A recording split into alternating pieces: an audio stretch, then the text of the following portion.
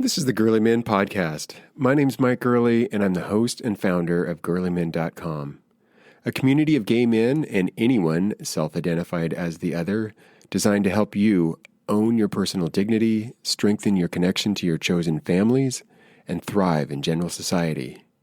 Today's guest is Dr. Don Kilhefner. I wanted to interview Don because his name and accomplishments show up nearly every time I do work on elevating gay male experience. He's simply a living icon of gay activism.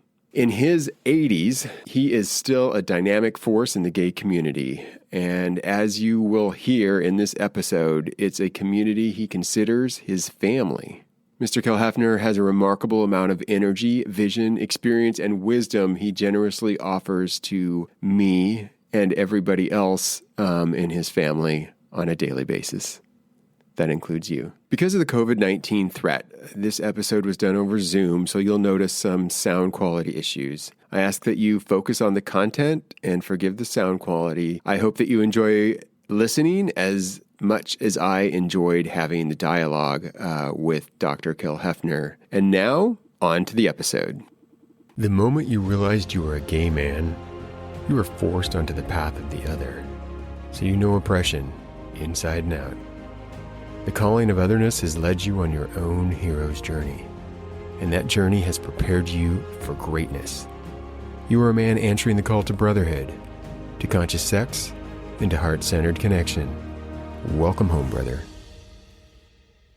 Welcome to the podcast. Today I have a very special guest, Dr. Don Kilhefner. I've been a fan of his ever since I first heard about his stuff and started reading about all the things he does. I saw him at a conference and have followed him ever since. At the end of the episode, we're going to have ways to contact Don. All of those links are in the show notes, so please look for that. And as of today, Don is also available on Instagram, on top of all the other places you would expect up until now. I just want to read a few things that I found out about Don online. And I didn't know that, Don, you were in an Amish Mennonite community until you were 17. I grew up Mormon, so I kind of identified with that.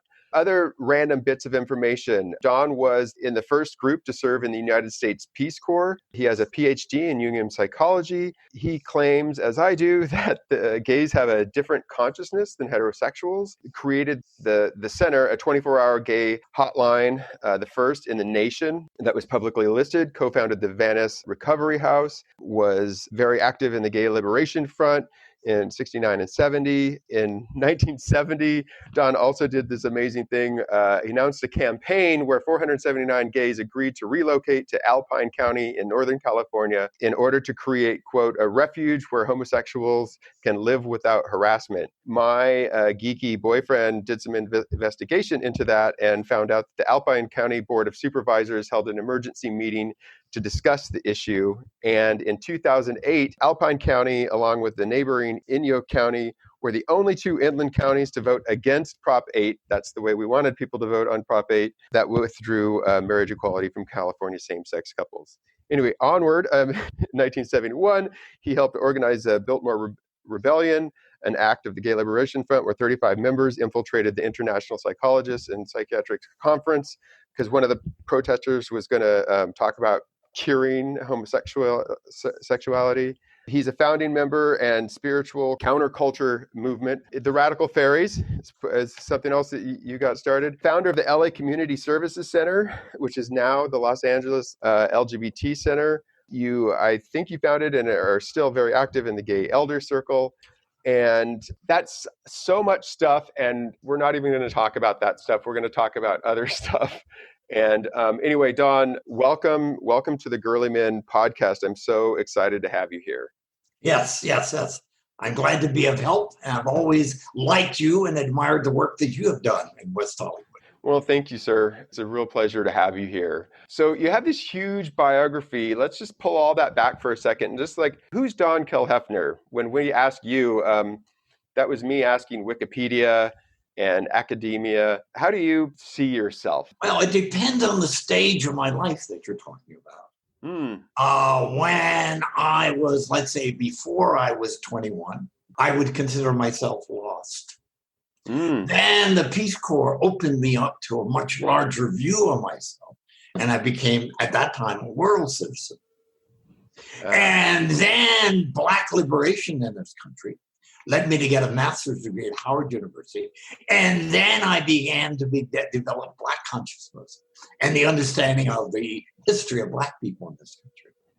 And then gay liberation came along while I was working on a doctorate at UCLA. And that became my life. And for the last 51 years, I have been focusing on the well-being of gay men and lesbians and others, and the welfare of the gay community. So it depends. At some stages in my life, I was a warrior.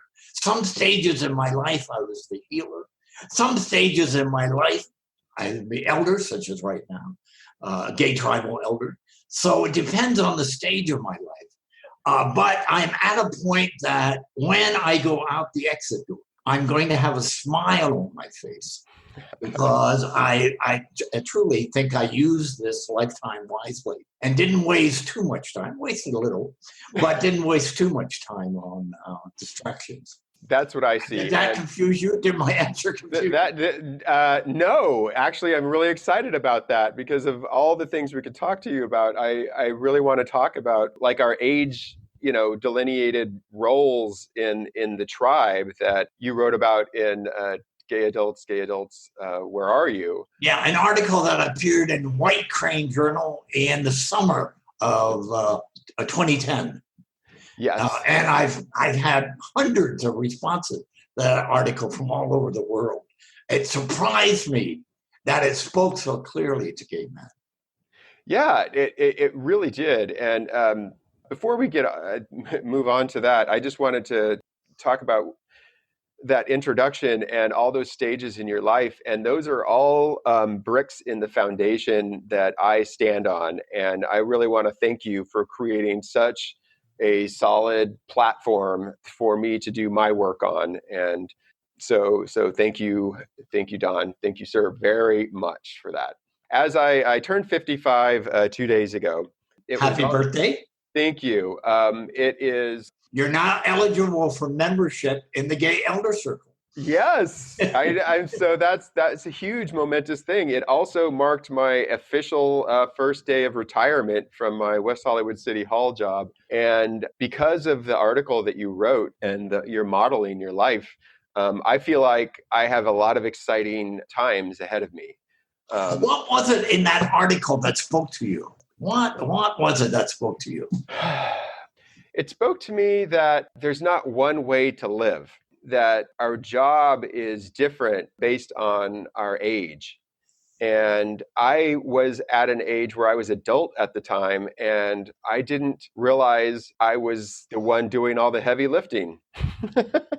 I didn't realize I had such a responsibility. And I think it's helpful. My partner, my boyfriend of 3 years, he is smack dab in the middle of his adulthood. He's 38. And when I shared with him the insights I got from that article, his eyes really opened up. And I think that he really took on his responsibility as a leader in the community, as an active leader that's actually doing the lifting. And he works in local government as well. So just having that understanding, I think, made it possible for him to feel more powerful in the work that he does and to be more useful. And that's part of what, it spoke to me too. And I also had another elder when I did a sweat lodge once talk about the differences in age. And he's explained how elders shouldn't be trying to be youth and youth shouldn't try to be elders. And that was news to me also. So, how the article came into being was in 2004. I was central to organizing a sold-out conference here in Los Angeles entitled Standing on the Bones of Our Ancestors, exploring the role of the gay and lesbian elder. And it was on a Saturday at the Gay and Lesbian Center. And the next day, Bishop Bruno was hosting an 80th birthday party for Malcolm Boyd, and I was there. And a young man came up to me who was at the conference the day before, and he said to me, "That was amazing yesterday because I heard you talking about a gay adult, and I had never in my life heard about a gay adult." And I thought he was putting me on. I thought there was a little gay guerrilla theater going on. He said, "Oh, I've always heard younger gays and older gays, and I've never heard the idea that life is divided into 4 stages: youth, adult, elder, ancestor." And it shook me to my roots because I realized that something was missing in the gay community.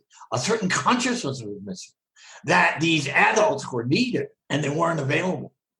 And our community suffers as a result of that. And so the article, Gay Adults, Where Are You?"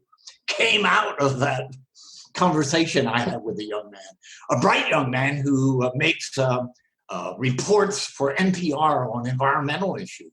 So a very informed, bright gay man. But he said, "I never realized there was a gay adult stage of the book." Yeah, and it's the same. I feel the same way. I'm rethinking the idea that West Hollywood should be called Boys Town because I think isn't that amazing? Yeah, isn't that amazing? And people take great pride in that. Yes, that we haven't grown up yet. Yeah, that's what I have a problem with it now is I believe in what I want to call like exclusive space. Like I believe in lesbian space and gay men space and like smaller places, and then we all come together in a tribe like at Pride and whatnot. Indeed. We're all one family. But yeah, Boys Town we're kind of stuck in the boy energy, but there is a lot of boy energy on that street. What we need is not more boy energy. What we need is more man energy. I agree. So we are overabundant in boy energy. Can you? We are scarce when it comes to man energy. Yeah, could you talk about the differences, maybe just into those two things? What would you consider the differences? What are examples of boy energy and what are examples of man energy? Well, the process is a process of maturation. Mm-hmm. A boy is a early development maturation. A man is a later development of maturation. And then the wise old man is a third stage of maturation. Mm-hmm. So that a boy energy would be one of the central organizing principles of youth is having fun and playing. And as you might have noticed, in the gay community, there's a party every other day. There's a dance party every weekend. That we are not a people who are a party or dance party deprived people. But much of our community has revolved around that. Particularly the organized gay community, is about having fun. Yeah. Man's psychology would be a more assuming responsibility for something larger than themselves. One of the central organizing principles of youth is they're self-absorbed. And it's beautiful to be around it if you don't have to be around it too long, that narcissism. But it's very me oriented. Yes. When we make that transition into adulthood, we begin, the central organizing principle is more assuming something for larger than oneself. For example, where I grew up in rural Pennsylvania, somebody between 30 and 55, an adult stage, would be volunteering on the volunteer fire department, would be helping to organize a community library, would be focusing on a recreation center for the young people because none existed. You get it? Yeah. Taking care of oneself and also something larger than oneself. So that's one of the big differences between boy psychology or the boy stage of growth and the more man psychology is something larger than yourself. And as you probably have found out, that many times with gay men, all they talk about is me. Yeah. So that's the difference. That's between boy energy and man energy. And wise old man energy. and wise old man energy. So what is that, and what are their roles? So you've done like the boy stuff, the man stuff. So then you said the wise elder energy. What is that? An elder is somebody who tends to the spiritual well-being of the community, his own well-being, the well-being of something larger than himself, and the well-being 7 generations yet to come. So it's a different kind of role. Carl Jung, who influenced me greatly, Carl Jung defined the elder as the spiritual mother and the spiritual father. So it's a spiritual role. The adult is more tends to the material needs of the community, mentoring the young, for example. Yeah. And youth is the future of the community. That has to be nurtured and supported and encouraged, and having expectations of in any way we can. So in our very secular tribe, what advice would you give to me as a brand new elder on touching the spiritual needs of our community? How do we handle that tricky phrase? I'll answer that, but first I'd like to ask you, as someone who's 55, now entering the third act of your life, where you are in the process of becoming a gay elder, what are you seeing in the community as a spiritual need? Well, that's why there's this podcast. I see a spiritual need to move from independence, you talked about that me, into interdependence. And that takes trust and love. And I want us to go from being just what I call having crotch-based connections to having heart-based, heart-centered connections. And having a heart-centered connection, looking into another man's eyes and dropping our shields and just allowing ourselves to be seen and to see that other man, that's a spiritual connection for me. That's what I do in my yoga classes that I teach. And that's what spirituality is for me. I really do lean on yoga and Hindu, Buddhist philosophies that I learned through yoga, which is, and for me, that there is a spiritual perfection inside of all of us. And it doesn't need to be created. We just need to drop the things that aren't that. And so my goal is to help men with the tools of dropping those things that aren't serving them and then tapping into their divine wisdom inside themselves. Beautifully said. Well, thank you. Yeah, no, you got it. Okay. And now you have to let that age. You let that develop. And by the time you're 65, it'll be deeper. By the time you're 75, it'll be even deeper yet. And by the time you're 85, it'll be very deep. You get it? It's already, you have the spiritual instinct in you. Thank you. And one of the things our community needs desperately is that kind of spiritual guidance. There are religious institutions. My experience is they're all operating under the principle of heterosupremacy, that somehow you and I are a mistake. They say it in different ways, but basically that's the bottom line. But there's a spiritual need in our community, especially with young people.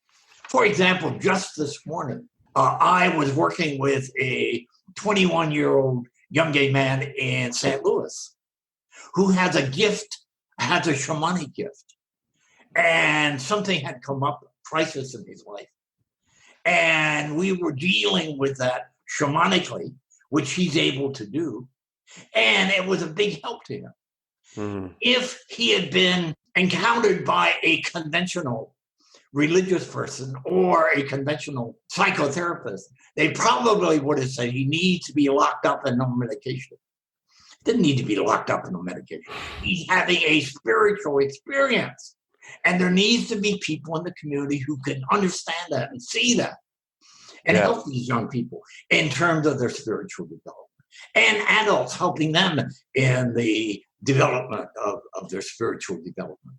You know, for many, many years here in Los Angeles, I conducted a year-long workshop entitled Father Hunger, the union of the son of promise with the father of achievement, helping late teenagers and 20-somethings make that transition from youth into the first stage of adulthood. And much of that work was helping them develop not only a physical manifestation in the community, but also a spiritual manifestation in the community. At one of the workshops, at the end of it, I always asked what worked and didn't work. And one young man raised his hand and said, I now have a roadmap of how my life might unfold. And I never had a roadmap before. Nobody ever told me what this life might be about. You get it? And that's a spiritual role that we're playing. It's not about shaking tambourines in a church somewhere. Although that can be fun, don't get me wrong. But it's about helping these people, helping young people, helping adults, helping elders, developing a more spiritual, spirit-directed life for themselves.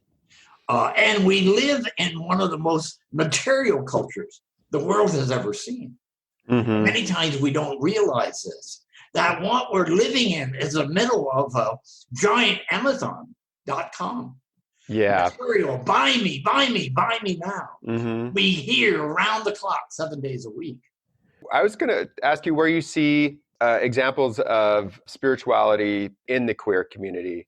I think that the established institutions are obvious. My very first guest, the second episode in GerleMen, which is already out there, is Sister Unity from the Sisters of Perpetual Indulgence. And, you know, I come out of the fetish leather scene and I saw them blessing, you know, events and contests. And it's very funny and clown-like, but it's also serious and real and a real blessing. Can you talk about where you see spiritual energy? Would you say it's like, what about the radical fairies? To me, from the outside, they seem spiritual to me. That was part of the original call to gay men back in 1979 when Harry Hay and I sent out the original call for the radical fairy. There were three things that we said we wanted to discuss. One was breakthroughs in gay consciousness. So the radical fairies are about gay consciousness. The second one was the gay visions. What are we envisioning for the future for ourselves? And the third one was the spiritual dimension of being gay. And we thought maybe 25, 30, not more than 50 people would show up. And 220 gay men from all over North America showed up at this ashram out in the middle of the Sonoran Desert. And we had an exciting 3 days together. And out of that, it spread throughout the world. So, but at its base, it had two things. One is a spiritual dimension. And the second one is helping gay people to get beyond the myth of the homosexual. That somehow who we are our sex act. We've been reduced by heterosexual supremacists to a sex act for centuries and centuries.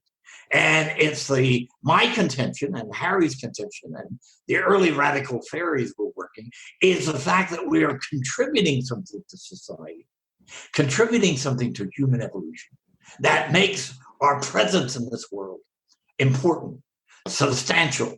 There's a purpose to us being here. Yeah, can you speak a little more to that? One of my questions is, do you believe that queer people, especially gay people, have special gifts? I would say it this way. There is something that gay people are contributing to society. And the next wave of gay liberation, queer liberation, is to delineate that more clearly, what that contribution is. We know from evolutionary biology that a trait is not passed from one generation to the next generation to the next generation over a long period of time, unless that trait is contributing to the evolution of that species. So as long as we've had written records, cuneiform, hieroglyphics, 4,000 BC, gay people have been present. So what is it that has us keep reappearing, millennia after millennia, while our oppressors go down what I call the drain pipe of history? So what is it that we're contributing to this society? E.O. Wilson, an evolutionary biologist at Harvard, one of the deans of American science in this country, world famous for its research, says, quote, homosexuals may be the rare carriers of the altruistic impulse in the human species. He's not talking about which orifice did you stick it in. He's saying, we may be the rare carriers of the altruistic impulse in the human species. Altruism means idealism. That's a spiritual concept, idealism. Are you with me? I am totally with you. I was making a note of that. We're going to chapter that in the... It appears in a book called On Human Nature by E.O. Wilson. There's a chapter on homosexuality.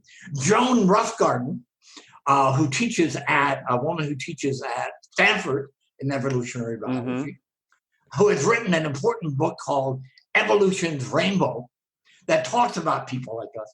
She says, from studying us, not only humans, but in the animal kingdom broadly, we carry the cooperative principle. The cooperative principle. Again, she's not saying, defining us as a sex act. She's defining us saying that we're doing something spiritual. That we're doing something that, if heterosexuals, their purpose is the reproductive survival of our species, and they do a good job of that. Too good a job. What is the purpose of gay people? Let me make it clear. I am not anti-sex. I'm pro-sex. I'm a sexual liberationist. Yeah. But it really does boil down to the tail is wagging the dog. And we need to pay more attention to the dog than the wagging tail. Yeah. And you're saying the tail is the sex that we have is wagging the dog, which is this whole other very juicy, expansive, talented part of ourselves. And we're ignoring all that if we just focus on the sex. Yes. Yeah, I totally agree with all of that. And it is interesting. I think altruism is associated with youth, though, isn't it? So, and I think that's what happens when we get older, and especially with the trials and tribulations that queer people face, we lose our altruism, but maybe not to the degree that... No, we do it. We do it whether or not we understand or we do. It's kind of like gravity. It doesn't matter whether you believe in gravity or not. It's working. It doesn't whether you believe in a theory or an idea that we are contributing to society in a certain way. We do it anyways. We do it anyways. We're doing it as teachers, psychotherapists, on and on. And by the way, I've used your term to the heterosupremacy because I just loved it when I saw you write about it. Can you talk a little bit about that for the listeners? Sure. One of the, I think, mistakes that happened with gay liberation in the early 70s, the word homophobia was developed to describe our oppression. And homophobia is a psychological word. It literally means fear of the same. And it said heterosexuals are homophobic, meaning they're just scared of us. And if they had 12 sessions of CBT, cognitive behavioral therapy, it would go away. It's not true. There has been historically a systematic and destructive violence against gay people by heterosupremacists, saying they are superior.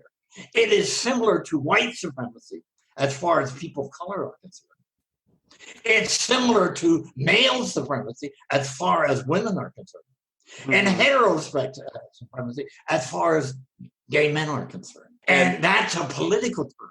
It's not a psychological term. I've written an essay on we need to bury the word homophobia. I have used it as little as possible ever since I read that and understood that. And so thank you for bringing that. I think the conversation of heterosupremacy, it dovetails with privilege. And being a white man, I have tons of privilege in me. And at least now it's been a whole evolution for me to understand. I don't understand how much privilege I have. And I just wonder if, like, heterosupremacy, I don't know. As a white man, you have privilege. Yes. As a gay man, you do not have privilege. Right. So I can see things both ways. I can code switch. That's why the word intersectionality has been coined in political work today, meaning that somebody can be the oppressor and the oppressed at the same time. Yes, absolutely. Intersectionality.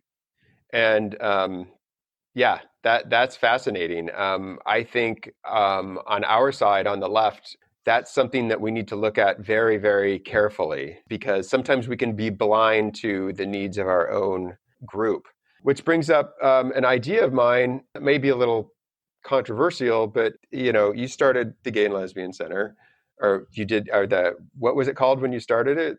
Gay Community Services. The Gay Community Services Center, and now we have the LGBT Center.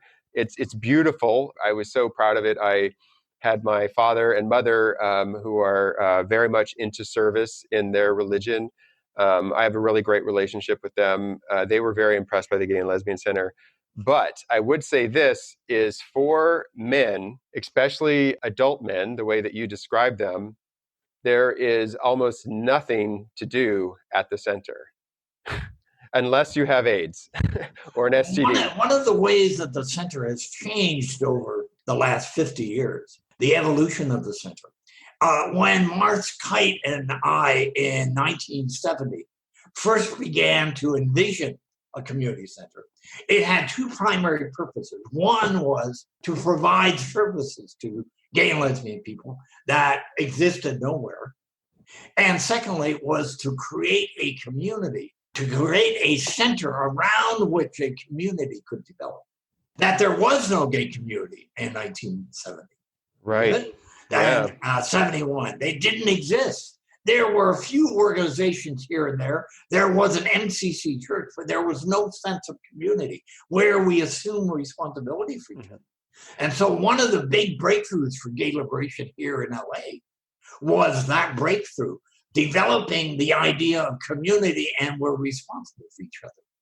The early center was grassroots in its orientation. So it involved a lot of participation, hundreds and hundreds of people there all day long. As the center developed and became more professional, had more money available to it, it became more institutional and social work oriented, providing to clients rather than a community center around which people could get involved. I praise the fact that they're now operating on a budget of $147.5 million with 700 employees. Yes. We couldn't even have envisioned anything like that in 1970. Yeah. And I said, it's lost its grassroots role. And I do believe that, like I said, I'm very proud of the center and what it's done. And I've done 5 AIDS life cycles to raise, money, and I still will support it and all of that. But there's nothing for me to do there. And I think the way we got here is we had the plague of AIDS and all that. And then we have, people, living on the streets. Our kids are on the streets. We got them off the street. Trans people have a lot of needs that are actually just life needs. And all of that's happening. But I think we kind of got stuck there. And I want to get back to that, where non-gay people in the LGBTQ community like to point that gay men are just basically what you see on West Hollywood Boulevard, young guys partying all the time and not doing much more than that. And I would like to see more opportunities for gay men to do things at the center, whether that's writing classes or game nights or lecture series, all those kinds of things. And it's just not on the calendar right now. And I'll be poking that bear. My understanding at this point is a lot of that is already there. It's not on the. There are book clubs. A lot of the things you were talking about needed. It's already there. But they're not specifically for gay men, and the calendar is just, it's rough. I've done the Mankind Project thanks to your endorsing it. And it has been wonderful. And some of the other guys, though, in their 30s and early 40s in my group are finding it hard to find places to hang out with other men their age that's not a bar or a dance club. And well, that's the challenge of your generation. Yeah, it's not about going back to something. We don't do that. No. It's about moving it forward. And what is your generation going to do in terms of creating something to meet the needs of your generation? to point a finger at something and say, you should be doing it. No, it won't work. Your generation needs to do that in terms of creating the new needs of the community. That's what elders and adults, particularly adults, are for. They need to see what the community needs right now and address that.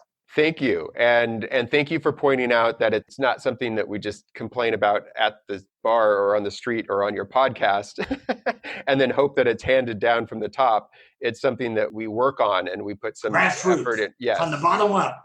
Yes. That's why the center is there. That's why a community is there, from the bottom up.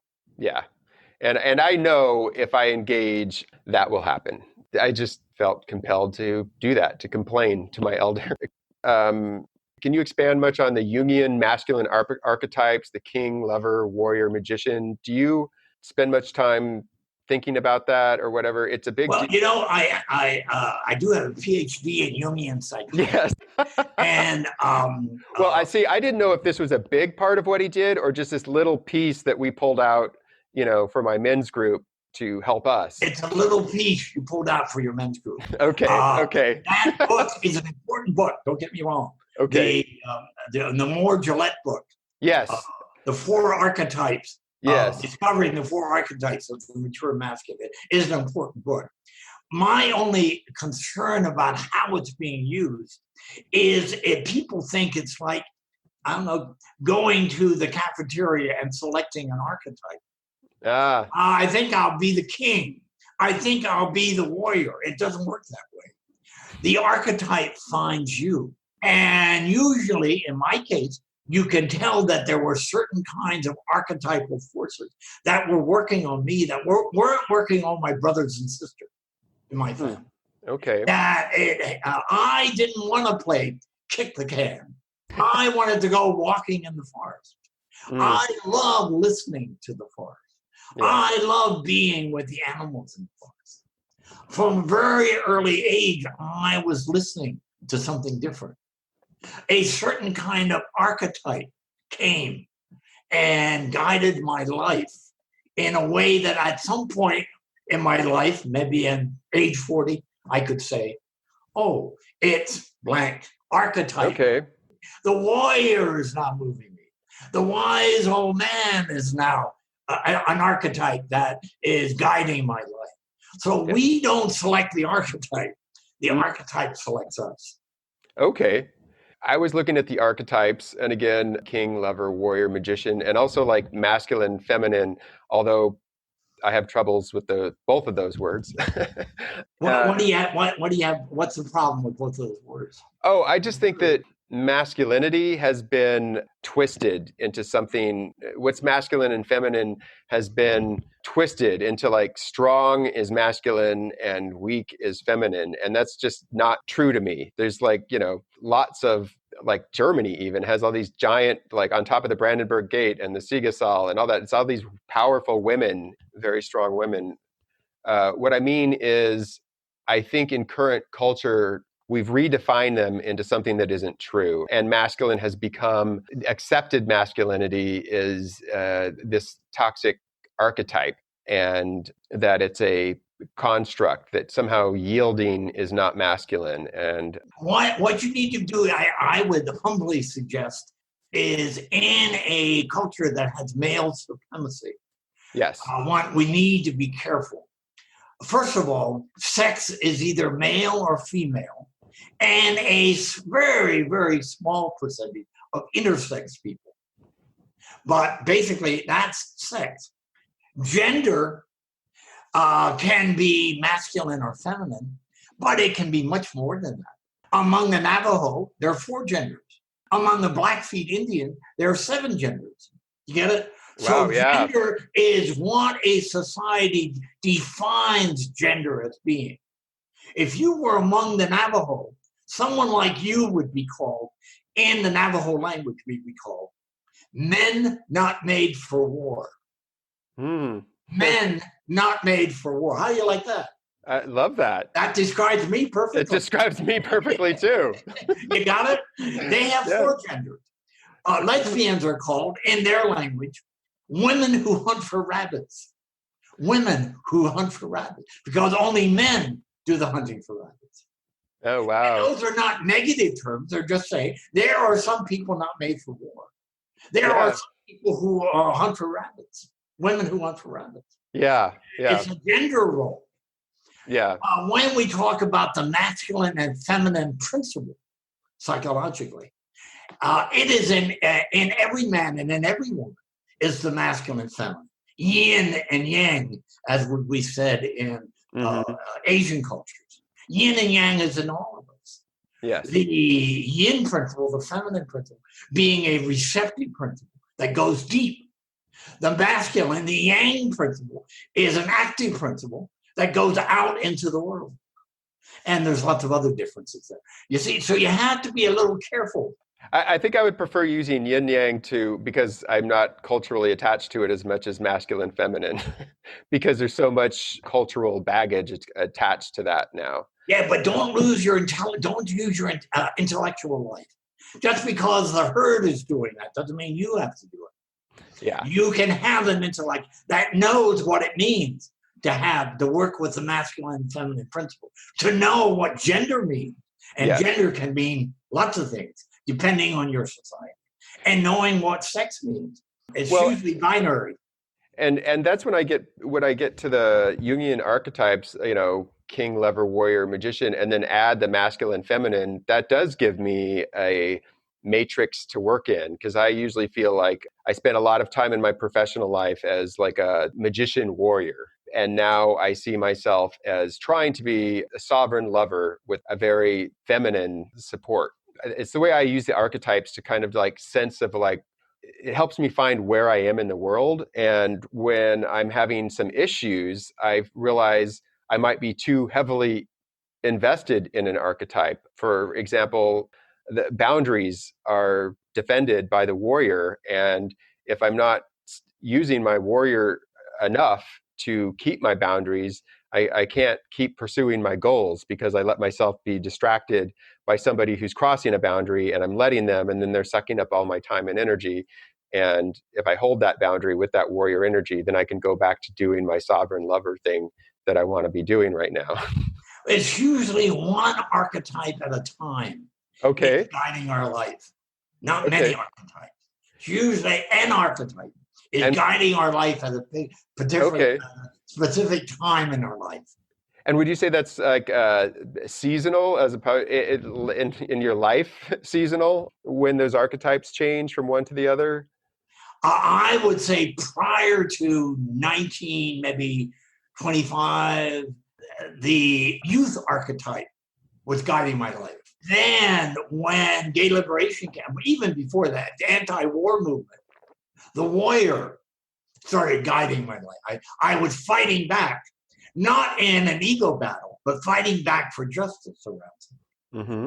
And then when I entered maybe about my late 30s, 40s, 50s, the wounded healer archetype became much more important. Okay. He who heals because he is wounded. She who heals because she is wounded. And then as I entered my 70s and 80s, the spiritual father, the wise old man, the spiritual father, became an archetype that was guiding me more. So it depends on the period in your life. At some periods, especially for a young person, the hero, the archetype of the hero is very important. Luke Skywalker is a young man. He needs the hero archetype. But when you get to be 50, if you're still using the hero archetype, it's not appropriate for a 50-year-old. That is something that's connected to youth. Yeah, speaking of that, the hero archetype or the hero's journey, I was able to retell my own story as a hero's journey rather than a sad victim's story. It's the same set of facts, but my early coming out and moving along and dealing with AIDS, that all happened before I was 35. I like to reflect on that as a hero's journey that gives me strength to move forward. I think that's where I learned resilience. That's where I learned who my tribe is and my family is and all of that. So when you talk about the hero archetype, do you see that being a useful thing? The way I work with it is, for example, in the father hunger groups I have done with young gay men, again, largely 20-somethings, is the hero does a heroic task. That's why it's called a hero. There's something where there's a heroic task. Luke Skywalker at a Jedi Knight had a heroic task. He had to do something. And so in the Father Hunger group, I try to help young gay men find out what the heroic task was. Oh, that's fantastic. So for some, it's getting a PhD, which a couple of them did. For somebody else, it might be getting off heroin. For somebody else, it might be opening their own auto garage.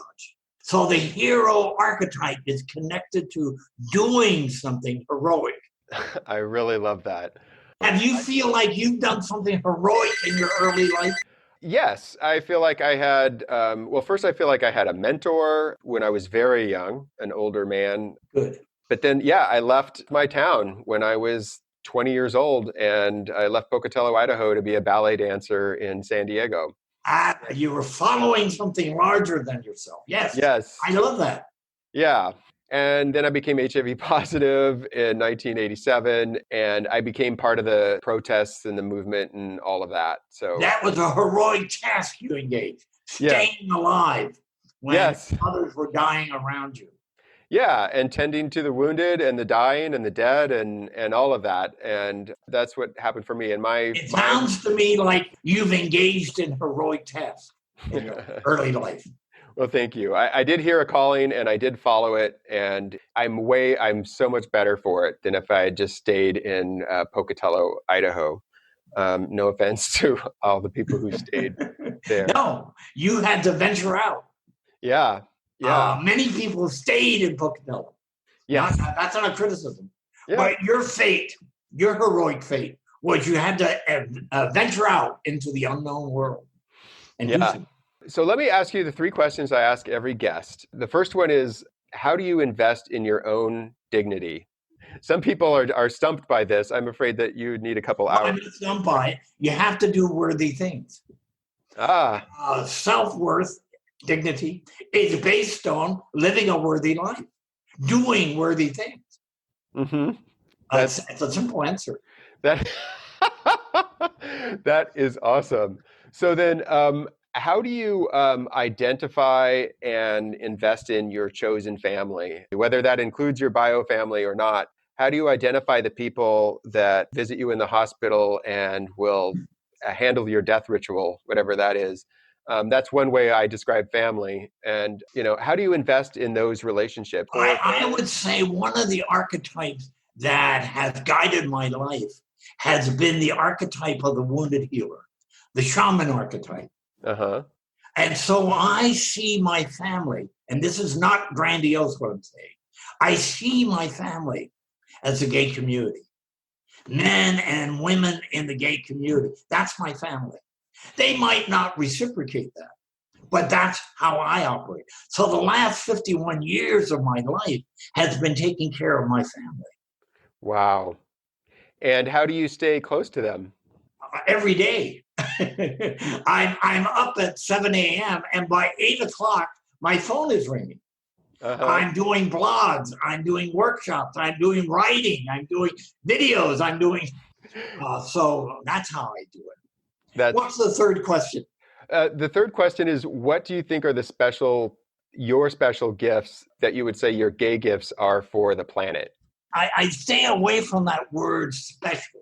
Okay. Because it makes it sound as if superior. And many times people associate just with it as saying, my gift at different stages of my life was different. Yeah. But primarily, the gift was wanting to live a larger life, needing to live a larger life. There are reasons why people like you and I leave Pocatello.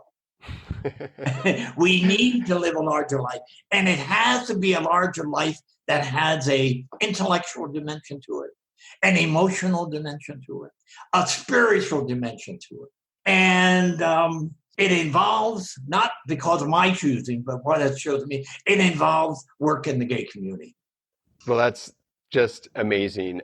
What advice do you have for people who want to start a revolution? First of all, it's important that they be revolutionaries. Not everybody is a revolutionary. So revolutionary implies that one sees that the structure of the culture that we're living in is destructive to the interest of ordinary people. So you have to have a certain consciousness. Che Guevara didn't wake up one day and say, I want to be a revolutionary.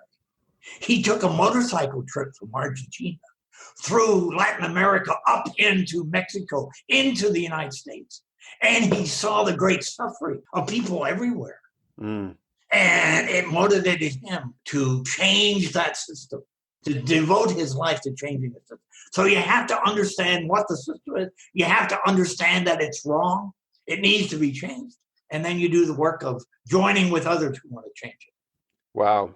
So again, it starts with knowing who I am first, doing some inner work. And what's guiding you? You can't be a phony. You can't fake it.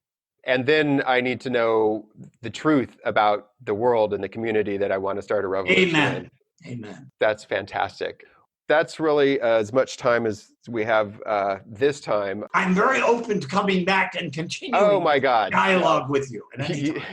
You know, I will definitely take you up on that. And I am still a little, I have a huge man crush on you, Dr. Don Kilhefner, and I appreciate you. Thank you for coming on the GerleMen podcast. Thank you for all the work you've done.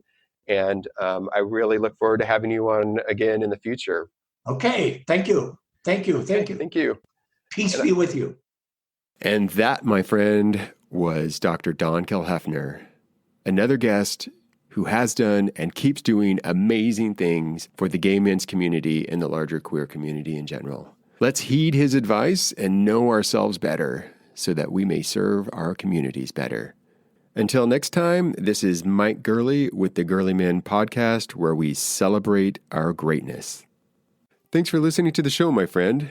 Now stay connected by subscribing to GerleMen podcast and sharing with your friends on iTunes, Spotify, Stitcher, or anywhere else podcasts can be found. Visit the webpage at GerleMen.com, sign up for the newsletter, and find more details about each episode. Let's make this a conversation, because I'd really like to hear from you. Join us on Facebook at GerleMen. Submit your questions, suggest topics, or just chat with your brothers. Want to add your own 2 cents? Use the voice memo feature on your smartphone. Ask a question or say anything. We just might play it on the podcast. Email the file to mike@gerlemen.com. Until next time.